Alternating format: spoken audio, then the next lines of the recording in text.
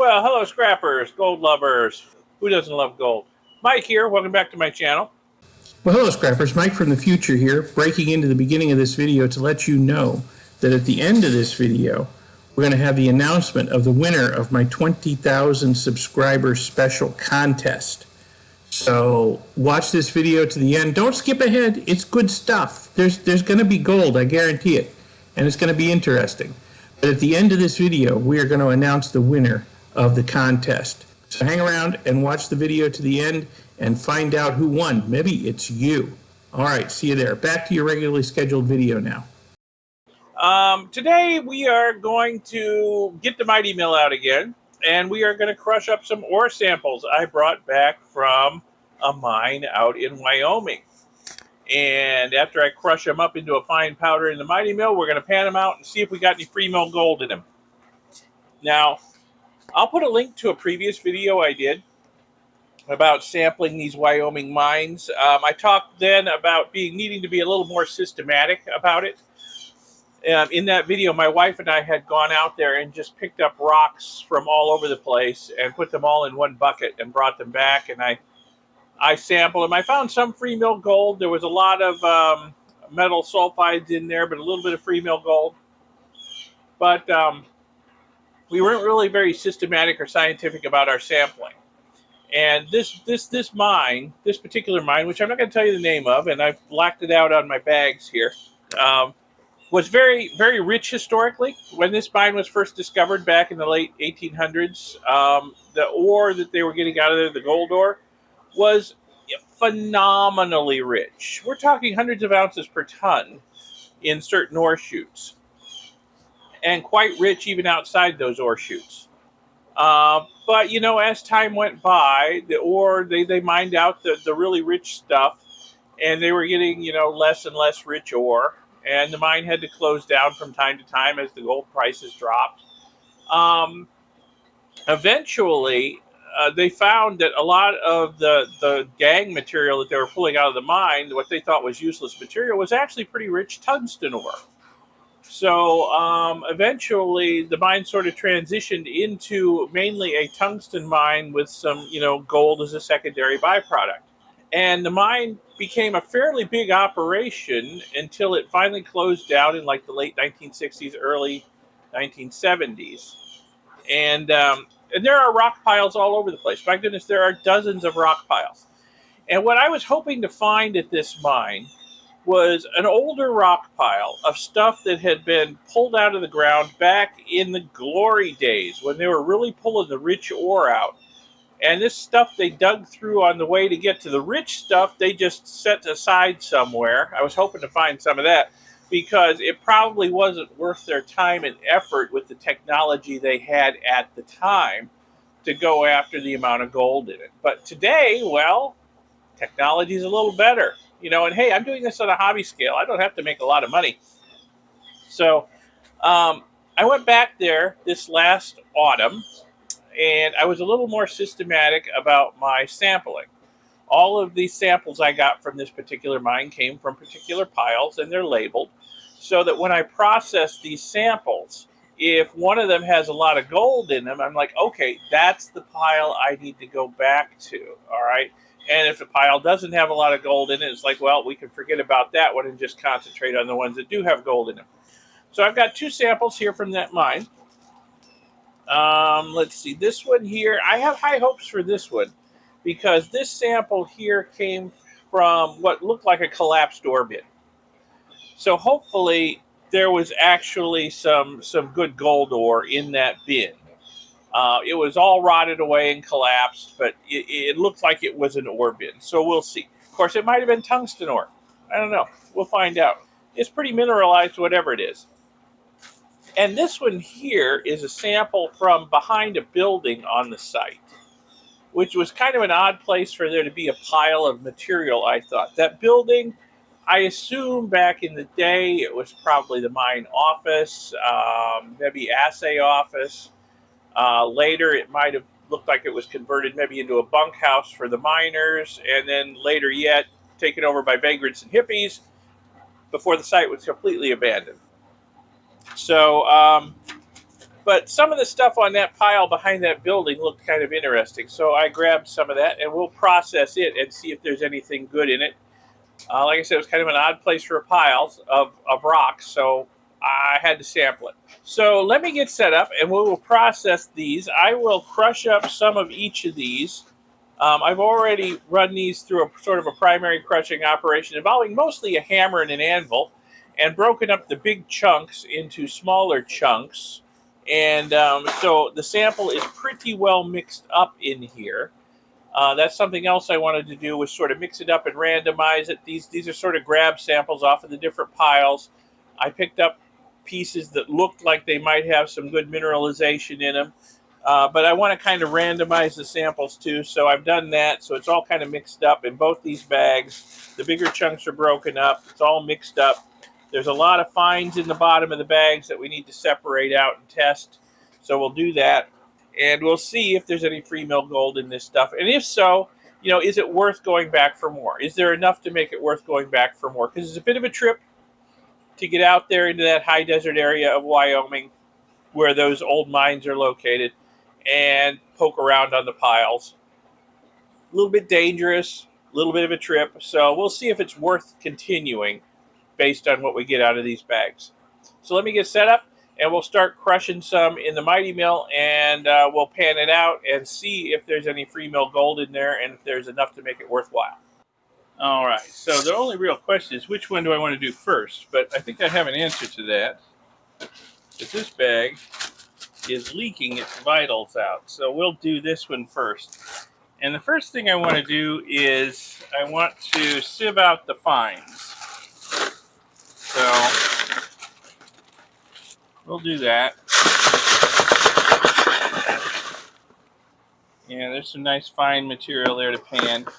All right, and then I'm going to take some of this stuff and I'm going to run it through the Mighty Mill. I'm going to put on some hearing protection and a dust mask because this is going to make a lot of dust and it's going to be kind of loud. And what I'm going to do is I'm going to just sort of pull rocks out of here at random, run them through the Mighty Mill, crush them up. I doubt I'll do all of them. I'll save some for future sampling, maybe even assay. Some of these are too big to go through the Mighty Mill. That one's got a vug with a lot of crystals in it. I should bust that one up smaller. But we'll go with what I got here.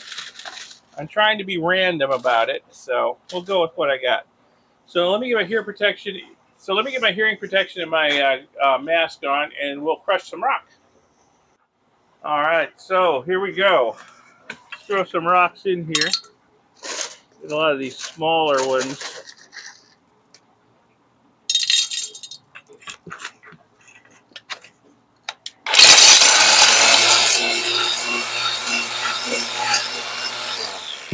Now, if you're new to my channel and you're not familiar with the Mighty Mill, this is a product that a fellow makes and sells on eBay. Only on eBay right now, though he says he's going to have his own website soon where you can buy them.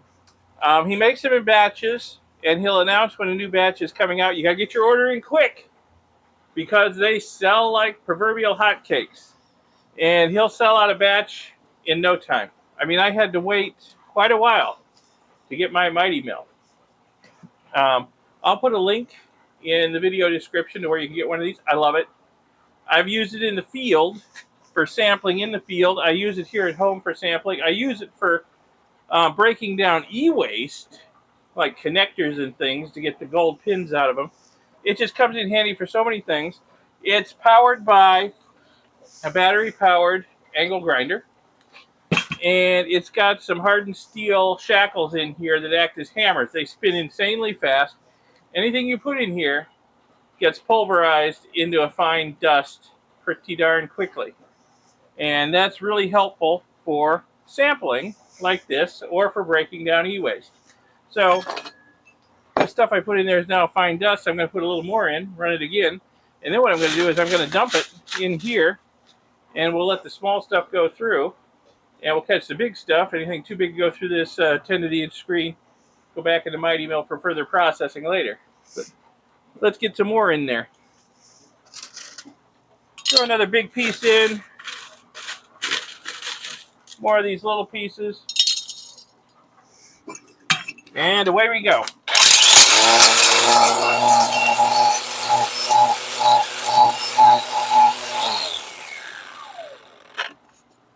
Look at the dust. Yep. We have converted those rocks into dust. Let me dump them out here. Yep. It's like dust to me. Sparkly dust. Sparkly dust. There's crystals. Probably mostly, I would imagine, crystals of metal sulfide, pyrite, other stuff in there. But what I'm going to do is I'm going to keep this up until we have enough here to get a respectable pan and pan out some material and get some idea if there's any pre-mill gold in it. So I'll just keep this up until I've got a decent amount in here that I can pan. Some of this just looks like barren quartz, but you know what? It's a random representative sample of the stuff I was getting off the pile. But I really do wish I'd broken that one up better. Okay, so here we go. Let me put my hearing protection back on and run it again.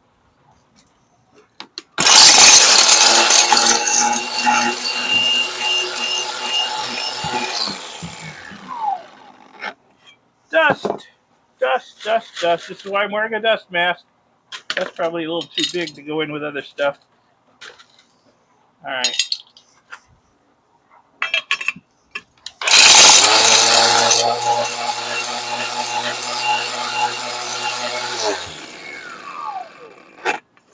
So you're probably getting the idea of how this works. So I'm going to keep this up until I think I have enough material here for a decent sample to pan out. And I'll keep the rest for future reference, just in case I need to redo the test for some reason, or I want to send some stuff out for an assay. So we'll be back when I think I've got enough. All right, let's see what we got here. All right, that's a pretty good size sample right there.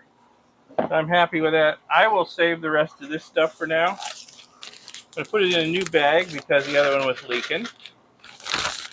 And we'll set this stuff aside in case I need to redo this test or I decide I want to send this stuff out for assay, whatever. There we go. So there's this. I'll have to relabel this bag. Again, out of camera view because you guys don't get to know where this stuff came from. That's privileged information. All right, so I'm going to take the stuff in the pan here and I'm going to transfer it to a bag and set it aside. I will label it too. Set it aside. And we will begin while we've got the Mighty Mill out, crushing up the stuff in the other bag. And what you didn't see me doing off camera, because I forgot to turn the camera on, was cleaning all the dust out of the Mighty Mill from the last sample. We don't want to cross-contaminate, okay? And speaking of dust, well, got some right here. Let me sweep this into the bag so we don't lose anything. All right, so I will label this and put it in a safe place until we're ready to start panning. And we will begin crushing this stuff next. All right, so we're going to do exactly like we did with the other sample. We're going to sift out the fines.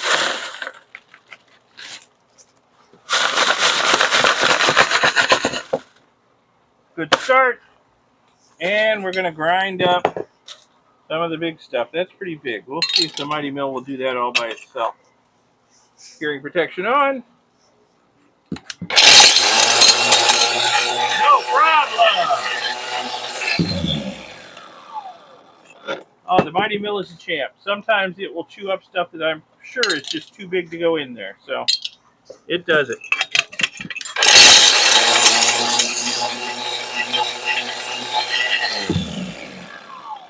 Every once in a while I'll jam it up with something, but it's pretty rare. This thing is just powerful.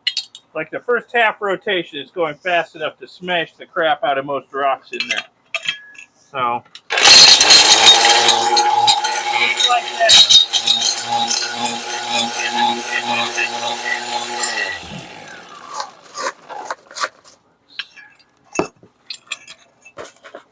go. More pulverized rock. So again, I'm just going to keep this up and get some of the small fines in there until, again, it looks like I've got enough for a decent pan to sample. And then we'll go over to the panning station and pan them out and see what we got.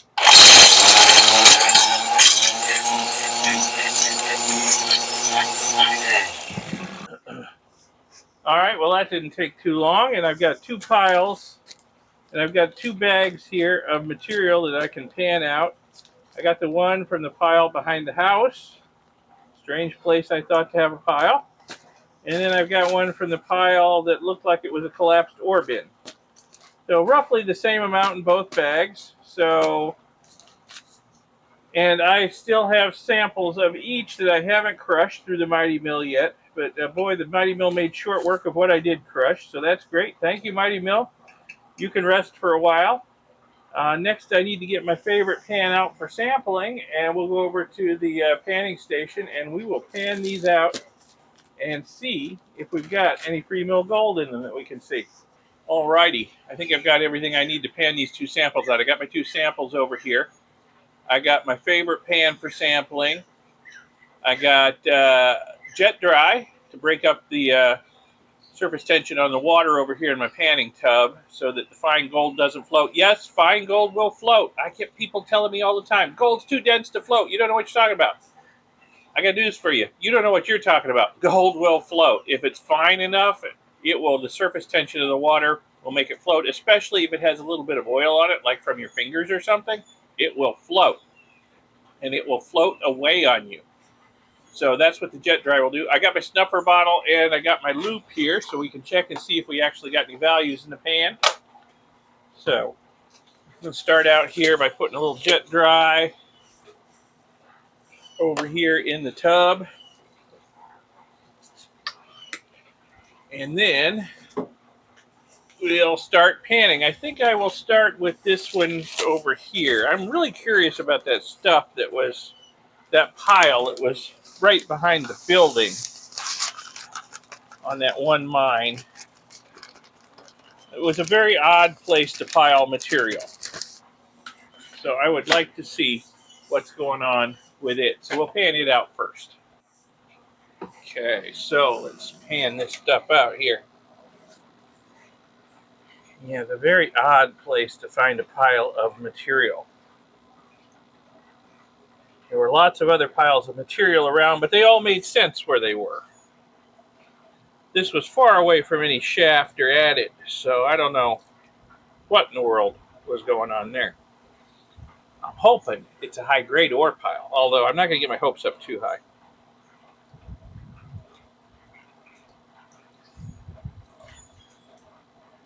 Yeah, a little more systematic about it this time.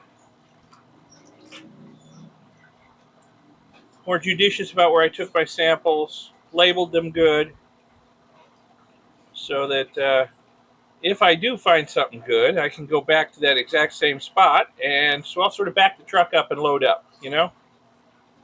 I'm hoping that the old-time miners left me some good stuff in their pursuit of the really rich stuff, you know?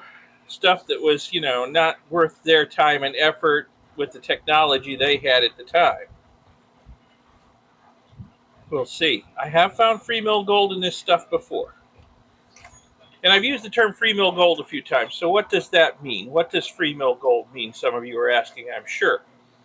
Basically what that means is gold that can be freed up from its ore by simple mechanical processing, mainly by crushing and washing, like I'm doing now in a pan, or with a sluice or trommel or whatever.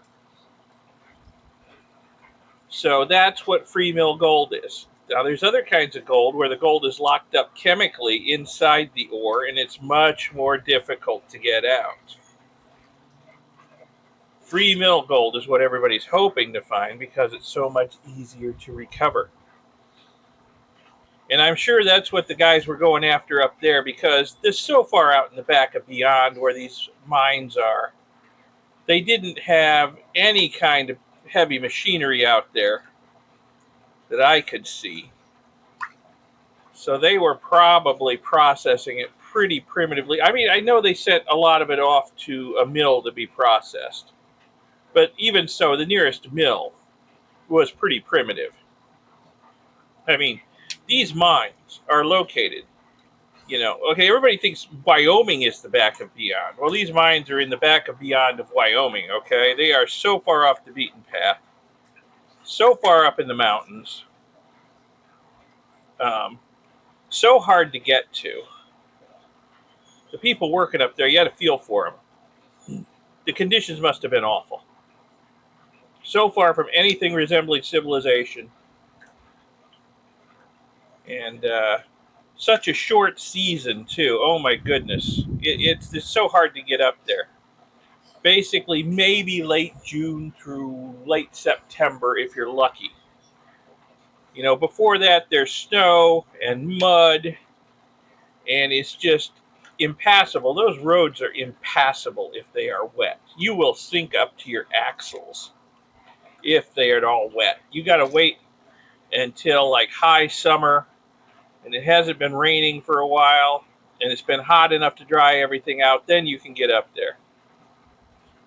But you got a short window up there before the snow starts flying. And there's mines even higher up in the mountains than this I haven't even got to yet that I would like to go sample. But they're just too high up in the mountains.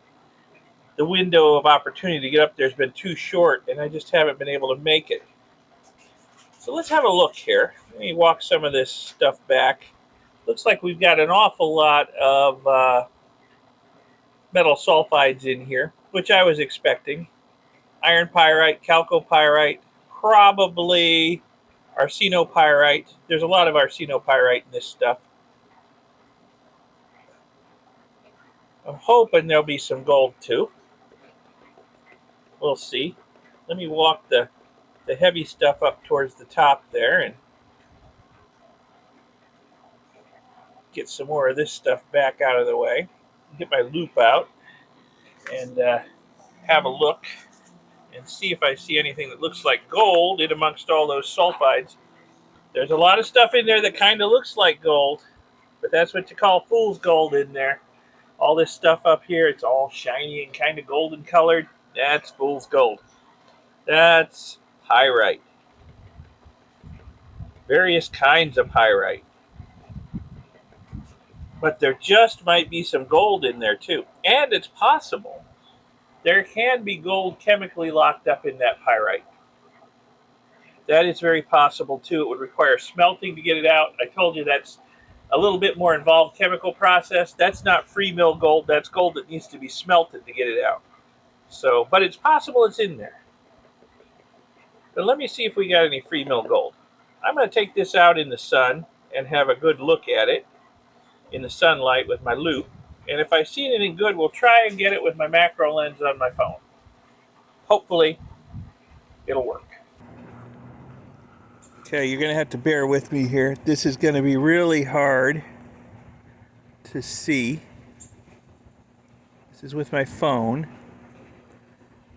Yeah, this is not giving me the kind of magnification I get with the loupe. So what you're seeing here, this gold stuff, this ain't gold. This is almost all pyrite. Okay? And I really can't see them with the phone, but there are a few small specks up along the top edge of this line of pyrite here that have a somewhat different color. They have the color of gold. I will try to get a better shot with a better macro lens and see if I can get it. But I'll tell you what, there is not much gold in this pan. I mean, just a few tiny little specks.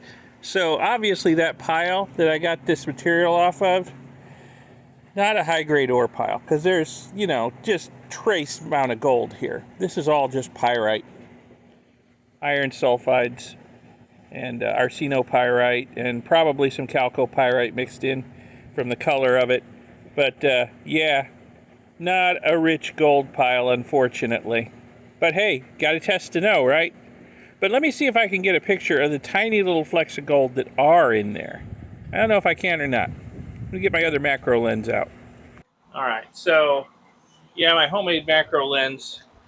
I can't hold it steady enough to get a picture. I need to put it on sort of a tripod that looks straight down and has a ring light on it or something, because I kept getting in my own shadow, and I kept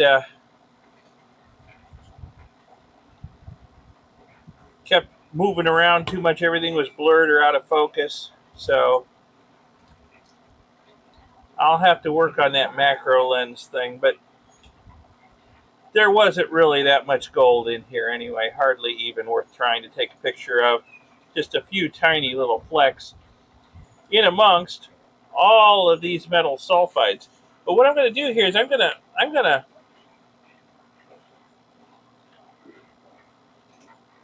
to suck up all these metal sulfides with my snuffer bottle here. So I get it full of water, because this material does contain gold. With a gold mine, remember I talked about sometimes the material needs to be smelted to release the gold. It's not free mill gold. Well, it's very possible those sulfides contain some gold. So they are now in my snuffer bottle, and one day I will smelt the contents of the snuffer bottle, and we'll see if we get any gold out of it. A little more sulfides down in there I didn't get. All right, that's a pretty clean pan. Let's try the next sample and see what we get. All right, this is a sample from what looked like maybe a collapsed ore bin. Whether it held gold ore or tungsten ore or what, I don't know, but it looked like it might have been an ore bin. It had collapsed with time and just left a big pile. So we'll do this. And even if I don't find any gold in these samples, although I still have hopes for this one, I've got samples from another mine out there, which we'll probably do in another video in the future. It's so hard to get up to those mines, and your window of opportunity to get there is so short. You know, you might as well take samples from several mines while you're up there, you know, rather than one and then go back again and get the other. So I've got other samples I can process in a future video too, out here maybe before high summer hits here in Florida, and it's going to be too hot to be standing out here doing this, although it will be nice to be working with cool water.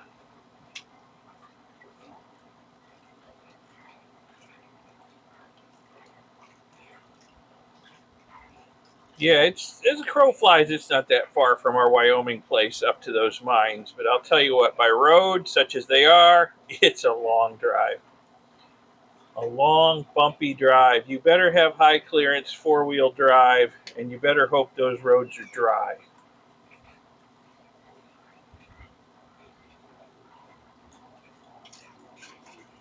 I have no clue how the miners got in and out of there, how they got their ore out of there, their equipment in. Those roads are just so primitive. It's so terrible.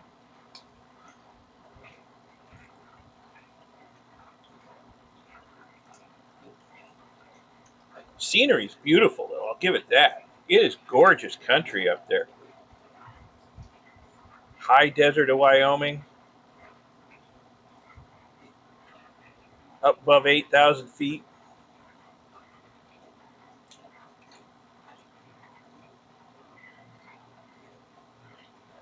Gorgeous country.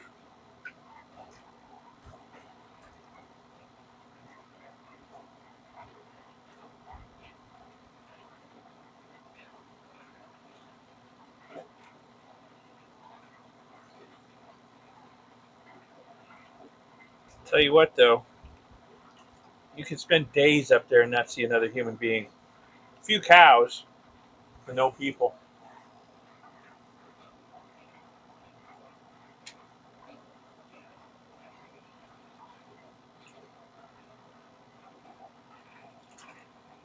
This sample, it's like it's got some magnetite in it. Some black sands. The other one didn't have much in the way of black sands in it. This one looks like it does.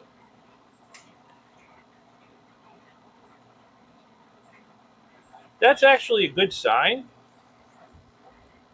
because the last sample contained mainly sulfides. If you've got magnetite, that's an iron oxide. So what that tells me is that this ore has oxidized to some extent. So if the ore has oxidized, it would probably have released any gold that it was contained in it. I don't know if there's little black specks in there showing up. That's the magnetite. Magnetite and hematite. We still got a lot of sulfides though. There's still a whole lot of sulfides there for sure.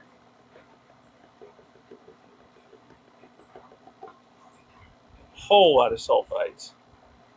I see something shiny, but it's not shiny like gold. It's shiny like steel or something. Let me look. Yeah, let me look under the sun outside and see what that is. Okay, the shiny stuff I'm seeing might be bits of metal from the hammers of the mighty mill. Okay, they might have been knocked off just by all of the hammering in there. But as I'm looking at this with my loupe, I see a big chunk of gold. No doubt gold. That is not sulfide. Let me see if I can get a picture of it with my phone or my macro lens, because that is a nice chunk of gold right there. And I haven't even finished walking all this material back. There could be more gold in the pan, but let me get a picture of this one piece. There, do you see it? Right in the middle of the field of view, right up against the blue edge of the pan right there, that is gold. And I think I see a little tiny flake to the left of it too.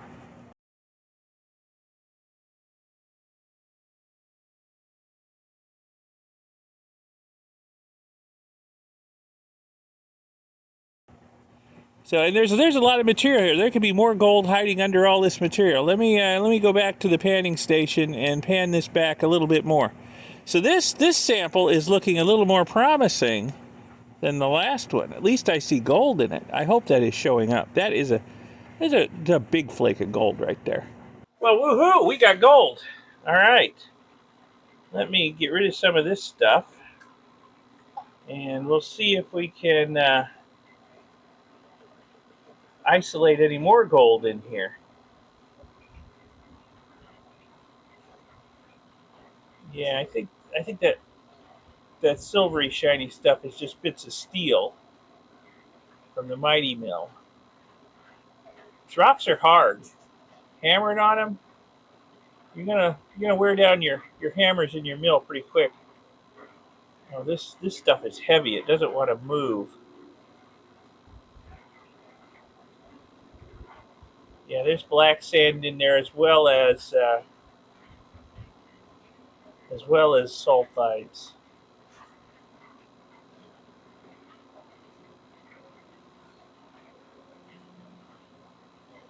Take another look with my loupe wherever I left it.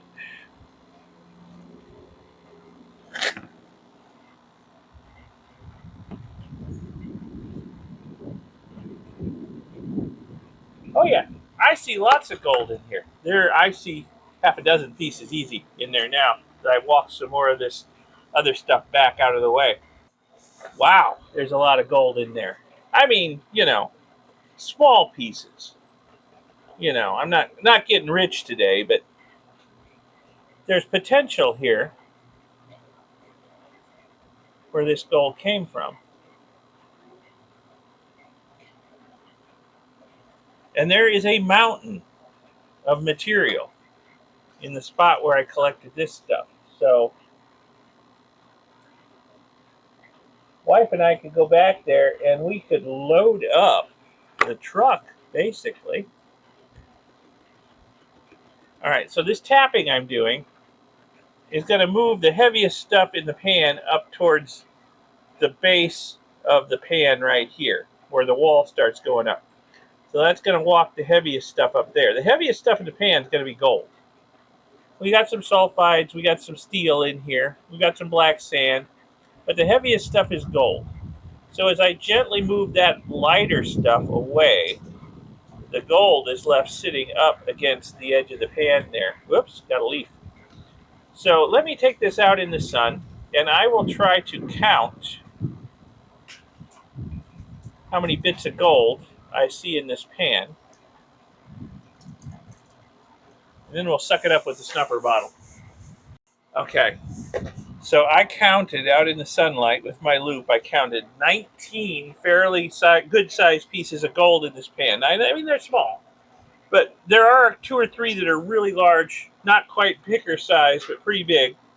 19 others, and there's just a whole background of very fine, tiny little flower bits of gold in there.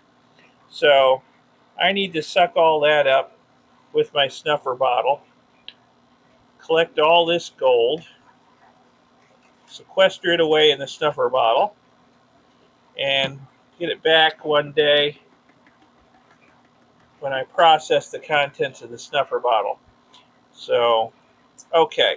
So that spot, the second spot, the thing that looked like a collapsed door bin, from, you know, that was maybe a pound or a pound and a half of material I just panned out, and I found that many pieces of gold in it. Okay, that is rich stuff. That is rich stuff. So the wife and I, next time we're in Wyoming, we got to go out there with some big bags and bag up a bunch of that stuff and figure out some way to get it home, because I think this time we're flying. So that's going to make it tricky, but yeah, and I figured that pile would have something good in it, not only because it looked like a collapsed ore bin. I could see other people were out there digging in the pile in the past, probably metal detecting and digging, I would imagine, because it looked like they were digging in specific spots, not just, shoveling into the pile to take a bunch of it home. So they were probably metal detecting, looking for particularly rich pieces. So I figured that pile was going to be good. I was hoping the other pile would be good, but hey, 1 out of 2 ain't bad when you're looking for gold. Sometimes you'll come up dry dozens of times, so 1 out of 2 ain't bad. And I know a good place to go back to for more gold ore now. And like I said, I've still got ore from another mine I need to process and test too. So maybe we will do that in another video. But I think it's time to conclude our business here in this video and see if we can find a winner of the 20,000 subscribers prize from last week's video. So let's switch gears and do that. But hey, I hope you enjoyed the panning. If so, give the video a like, give it a thumbs up. All right, guys and gals, time to pick a winner of the 20,000 subscribers giveaway contest. Thanks to everyone who entered. I was a little surprised looking at the stats that only about 1/5 of the people who watched the video actually entered. Now, I did limit it to people in North America, but I have a little bit of trouble believing that 4/5 of my viewers are outside of North America. I'm not getting that from the YouTube analytics. I'm somewhat surprised that so few people entered, but hey, that just increases the odds for those of you that did enter. So thanks for entering, those of you who did. I've got the YouTube random comment picker up here, and I will fill in the blanks on it. Put in the video link. We're going to filter duplicates. One winner. Random names. Let's see, I got to do a CAPTCHA here. 3. And before we get started, I would also like to say thanks to all of you who followed directions and told me where you were from. I learned a lot. I got a lot of viewers in the Midwest, apparently, including a lot of folks in Indiana. Shout out to all fellow Hoosiers. I'm from Indiana too originally. Moved to Florida when I was quite young, still a child, but I have fond childhood memories of living in Indiana. So shout out to all you Hoosiers. Not so many people from the East and the West Coast, which was a little bit surprising. A lot of people in Canada. Shout out to all my Canadian viewers. Thanks a lot for being viewers and subscribers up there in the Great White North. I appreciate it. Only a couple of other people here in Florida. Some I already knew, and a couple of new faces I haven't seen before. So it was quite instructive doing this, I think. And I've discovered a couple of new channels. As a YouTuber, if people comment on your videos, a lot of times it's instructive to go and check out the channels of the people who are commenting. And I found some interesting new channels to watch that way. So yeah, that's cool. So all right, so let's get down to it here and see what we've got here. Amount of unique comments 101. All right, so let's see if we can pick a winner here. Start. And here we go. Let's see here. Congratulations, Mike. I would like to be part of the contest. Lewisport, Kentucky. Okay. Bluegrass Dirt Fishing 5835. You are the winner. Thank you for entering. I will put my email address up here in this video so you can contact me. And I can get your address information other than, I need to Lewisport, Kentucky. So, I need your full address to send you your prize. So you can contact me once I put my email address up here. And I will send you your prize. Thank you very much for entering. Thank you very much for being a subscriber. And thanks to everybody else out there who's entered the contest, who's subscribed, who watches my videos. I really appreciate it. And for those of you outside of North America, when we hit 25,000 subscribers, I'm going to open my contests worldwide. Okay? So if you're not already a subscriber and you live outside of North America, hit that subscribe button right now so you'll be eligible for the next contest. All right. Well, thanks, everybody. That's all I got for this video. And thanks again to the winner, Bluegrass Dirt Fishing 5835 in Lewisport, Kentucky. And I will see you all in the next video. Have a good one. Bye.